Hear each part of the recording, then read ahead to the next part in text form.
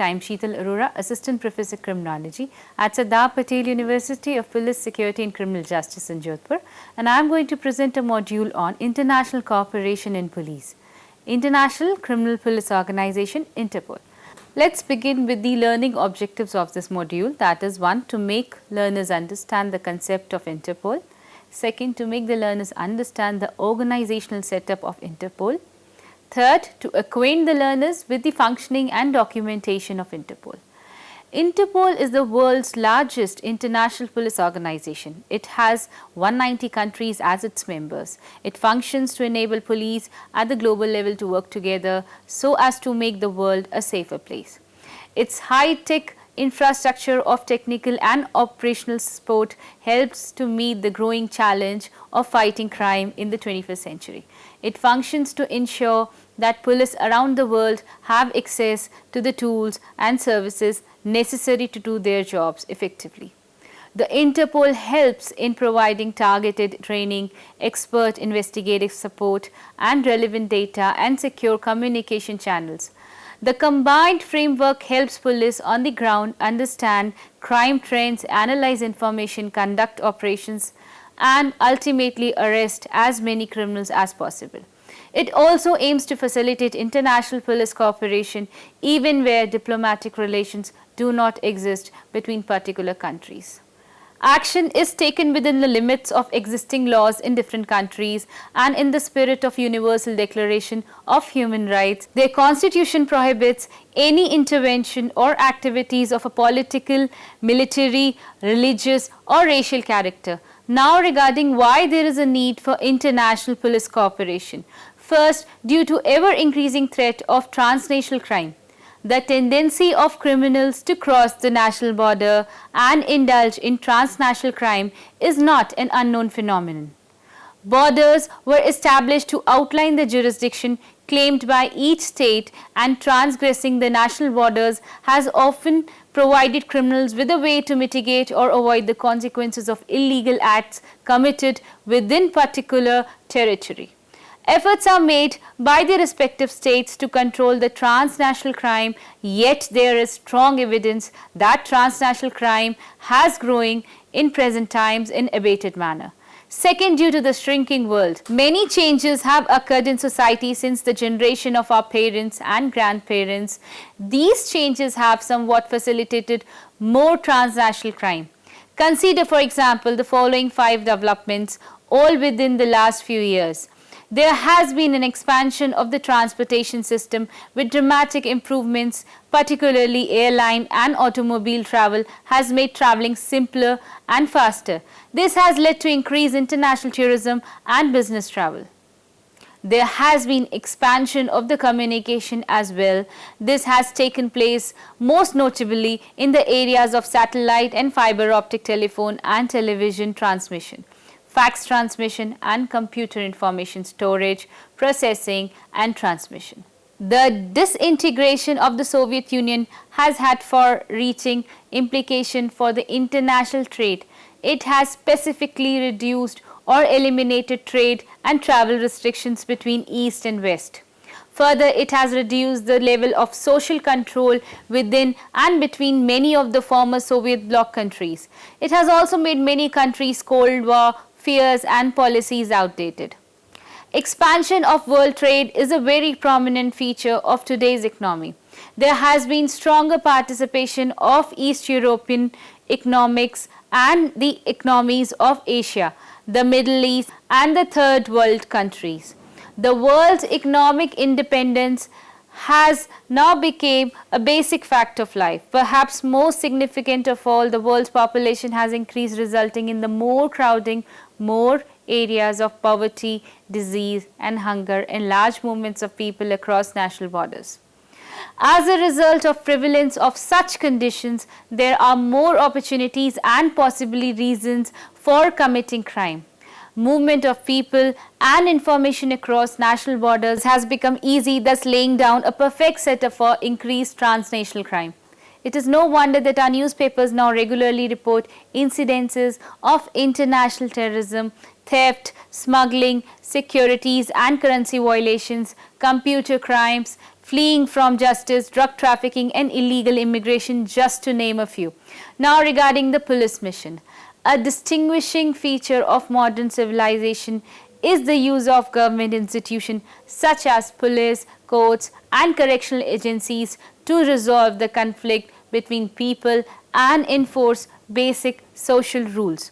Such justice provided by the state is regarded to be far more superior than the earlier form of justice that features the use of brutal and unrestrained physical force to resolve the conflict between individuals, families or tribes.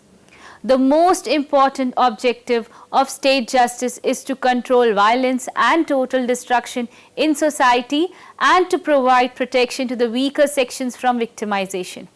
If the government today aim to render protection to people against crime through their police agencies and want to effectively enforce social rules, they must deal with transnational crime very strongly. Another important objective of state justice is to serve to protect the society's dominant values and customs that are not harmful for the society. Each society has its own enforcement style and priorities and even some of its own law factors, and those often complicate matters of international police cooperation. Now regarding overcoming the limits of jurisdiction.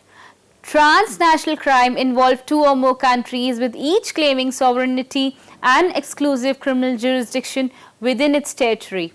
When a criminal crosses the border of his own country and enters some other country, the pursuing police officers lose their legal control.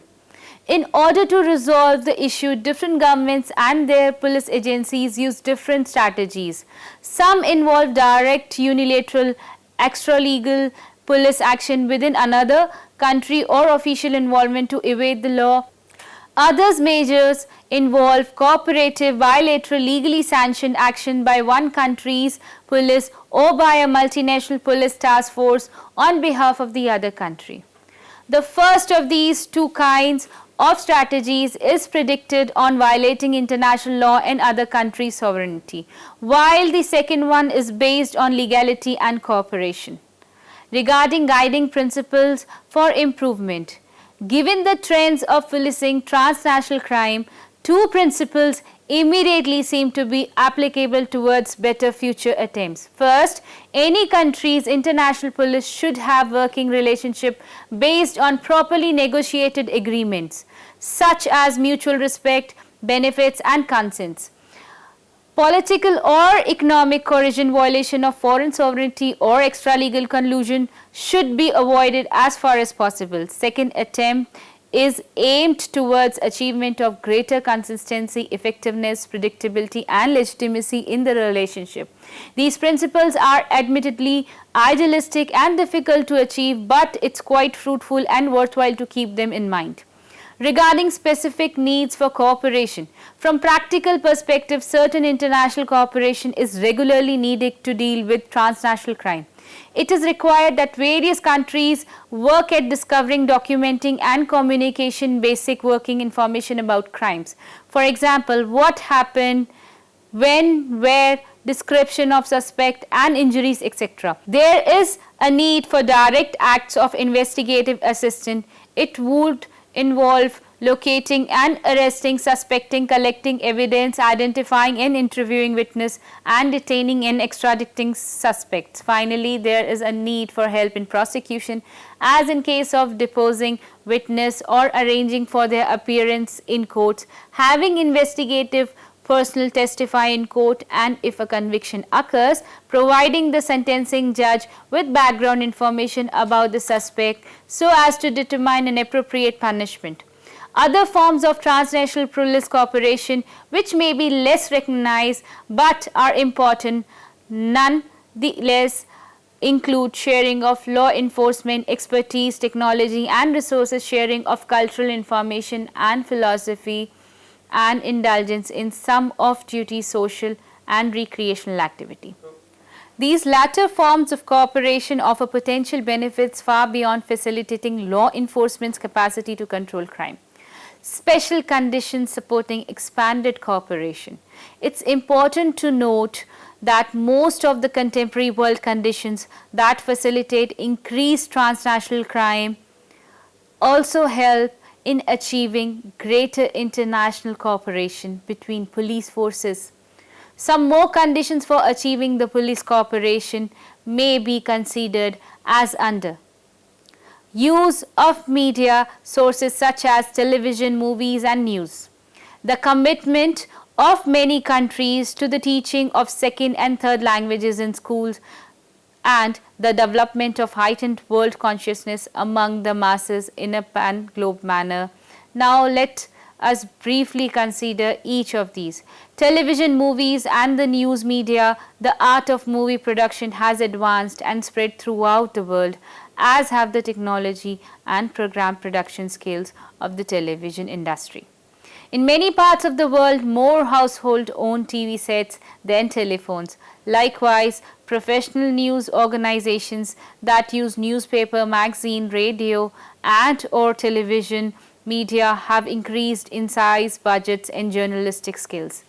Dedicated news networks with large skilled international staff and international focus have taken the world news coverage to all the new nooks and corners of the world.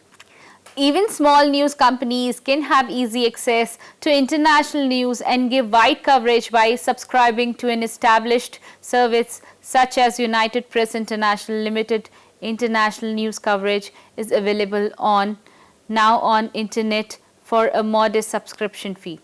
Because of these advancements, people are better informed about important daily events such as natural disaster, political and economic development and major crimes. They are also exposed to foreign movies and television programs, both documentary and fictional. All this helps them in developing common knowledge, experience and meanings. Now regarding commitment to foreign language proficiency. Fundamental condition for people anywhere to live and work together is efficient communication. This requires mastering a common spoken and written language. In most of the countries, there has been deliberate attempts of teaching second and third languages, particularly foreign languages regarded to be international language such as French and English. These languages are taught from an early age in school and children tend to grasp them very well. Some expertise or basic knowledge of foreign language helps in enhancing trade and tourism, hence many countries tend to promote them. Such attempts make communication possible across the borders and enhance international cooperation. Now regarding heightened world consciousness. Prevalence of such conditions led to the development of a heightened world consciousness. This means that more people are becoming mindful on a daily basis of what is going on in other countries and to feel personally concerned for the outcome of international events. This is not to say that we have suddenly overcome all of our traditionally disruptive conflict generating human feelings and attitudes such as fear, hurt, jealousy, greed, cultural chauvinism and the desire to boss others around. This doesn't make the police officers and soldiers unnecessary. They will be definitely needed well into the future. However, it does appear that we are in the world together and in spite of all the disruptive forces at work in our lives, we can all live better if we cooperate, at least where transnational crime concerned. Though existence or absence of such an emerging attitude cannot be empirically proved at this point. However, its development makes sense in light of the world conditions discussed above. Apart from this and the apparent worldwide political popularity of fighting international crime provides supporting evidence. Now regarding syncretism. The principle of syncretism, that is the threat of a common enemy and the focus of a shared goal, helps in unification of people. Transnational crime appears to be assuming a common threat to all countries. There are, of course, other common enemies currently out there threatening and potentially unifying our world. AIDS, other communicable diseases, epidemics, environmental pollution, poverty and world hunger are familiar examples. These problems may compete to some degree with transnational crime for politicians' attention and limited world resources, but their main effect so far has been to facilitate greater world unity.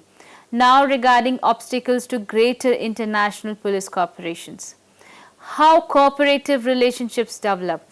International cooperative police relationships, when they have been successful, evolve according to a three-step process that Professor Ethan Nidelman has termed harmonization, regularization of relations, accommodation of different systems to each other, and harmonizations toward common norm. Stated more simply, this process features a trial and error, getting to know you period, a period of making compromises and adjustment, and a period in which new hybrid policies and procedures become institutionalized. From the perspective of cooperative international police relationship, there are essentially four conditions which must be present. A perception shared by all the participant parties of serious threatening crime problem, the involvement of experienced legal professionals who help in understanding the problem and propose practical solutions, the involvement of political officials who formulate, enact and defend enabling laws and budgetary support, regular communication between law enforcement professionals and political officials throughout the whole process. Whenever any of these conditions has been wanting or flawed, a consistent international police cooperation has not occurred. Now let's discuss about obstacles. From the above model, one can imagine possible obstacles to be presence of each essential condition. The first condition, a shared perception of a serious crime threat, has resulted in fewest obstacle in today's world. However, the second condition often presents frustrating situation. Most of the world agencies in question contain many talented, experienced, conscientious practitioners who are functional and have invaluable practical knowledge. Unfortunately, public agencies often suppress such people from speaking out.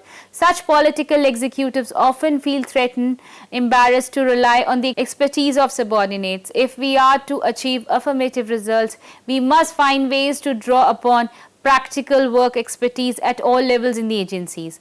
All such relationship requires legal authority to operate, enabling legislation or at least official permission, and the expenditure of money, personal hours and other agency resources.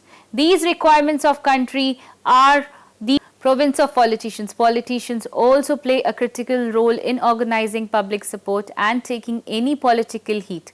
The three primary obstacles that one would find in obtaining the required political support in most cases are overcoming short-term or long-term enmity between country, convincing politicians and their constituencies that change is required from the familiar situations, even though it may present certain inconvenience and anxiety, and convincing politicians and their constituencies that building an effective international police relationship is important enough, keeping in mind the time factor, the resources issues, to get their prompt attention. Fourth serious obstacle to attaining political support is the lack of diplomatic or tactful work conditions, due to which it is difficult to iron out the fundamental differences in the law enforcement can be ironed out. Different countries, based on their respective histories and customs, have markedly different ideas about what constitutes property administered state justice. Reconciling these different styles into a working cooperative relationship requires strong commitment, compromise and the skillful selling of the final product of each political constituency. Most politicians, perhaps more commonly in the US than in other countries, do not have direct diplomatic experience, are not comfortable in a diplomatic role, and are focused primarily on pleasing a local constituency. They are reluctant to get involved beyond giving vague lip service to projects that would take them into unfamiliar territory and perhaps offend many voters. The fourth condition is likely to see all pitfalls that affect international communication, which may be generally different time zones, different languages, unfamiliar or undependable equipment, and so on and so forth. All these obstacles can usually be overcome through determination, discipline, and patience. More specific to the needs of law enforcement and political communication, however, is the problem of knowing whom to call in other countries, the appropriate governmental contacts, and the appropriate protocol for communicating with them. Now, regarding future prospects, current trends, what is going on? Let's discuss the following trends in the realm of international policing.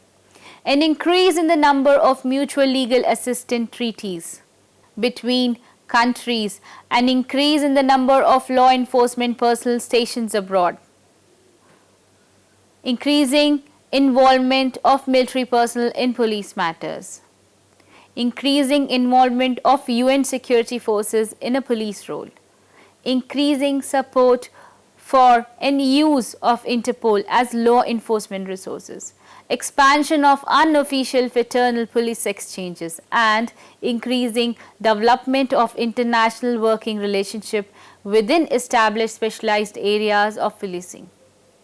These trends will probably continue at least into the immediate future. A full discussion of each is beyond this presentation, but a few comments about each should be made here.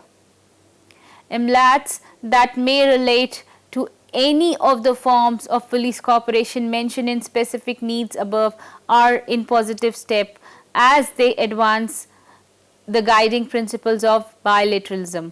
Their primary drawback as a tool of international police cooperation are that they take time in the process of negotiation and may be wanting when needed for urgent cases. Apart from the each treaty reflects a unique agreement between countries, thus requiring different criminal procedures for dealing with different countries. Perhaps, according to Ethan Nidelman's harmonization theory, we will eventually be able to achieve universal acceptance of model international treaties related, for example, to exchanging information about crimes, arrest and extradition and searches and seizure of evidence. Interpol's annual General Assembly meetings would provide an excellent forum for developing such models. Now, regarding stationing law enforcement personnel in other countries. Stationing law enforcement personnel in other countries ostensibly to protect our own citizen is acceptable as long as it is done openly and with the permission of the country in question. However, there is always the temptation, if not the initial intention, of taking direct unauthorized law enforcement actions in other countries. Important to know that expanding Interpol role in combating transnational crime is highly desirable in that it is well established, offer valuable law enforcement experience and resources, and furtherance are guiding principles. The primary limits on Interpol's usefulness are the complexity of its procedures and their remoteness to patrol officers.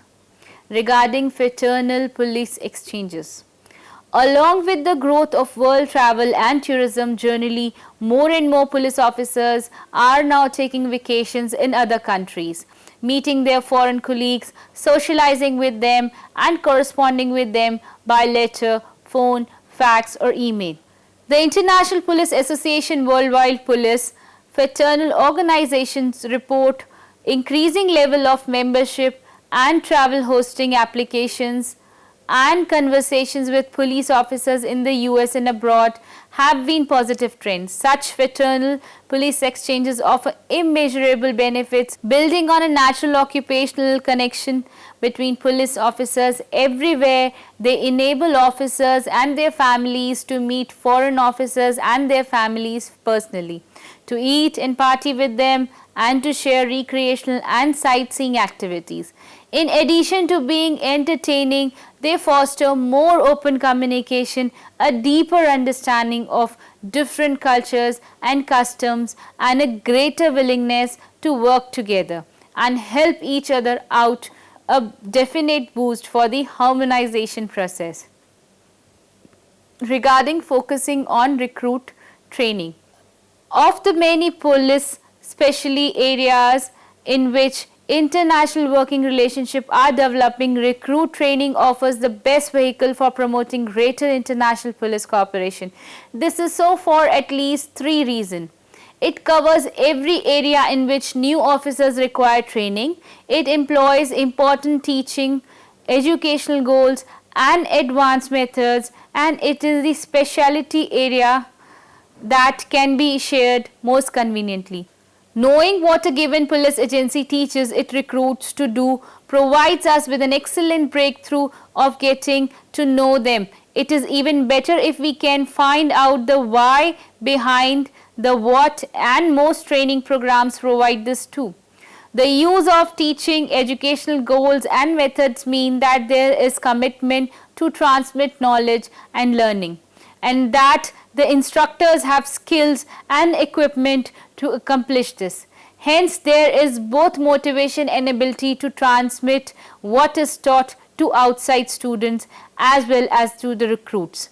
Training programs are usually well documented, at least in terms of printed curricula, course outlines and lesson plans. They are also usually conducted under circumstances that would not endanger or have observed interference with police operations. Hence, if there is a willingness to share what is taught with outsiders, it is relatively convenient to do so. Let us now conclude this presentation by following points. To sum up everything that has been discussed so far, it can be said transnational crime has become more prevalent and serious today than ever before, at least in the public perception, and has become a processing international political issue. Meanwhile, there are many conditions in this today's world that make the development of international police cooperation more possible and convenient than ever before.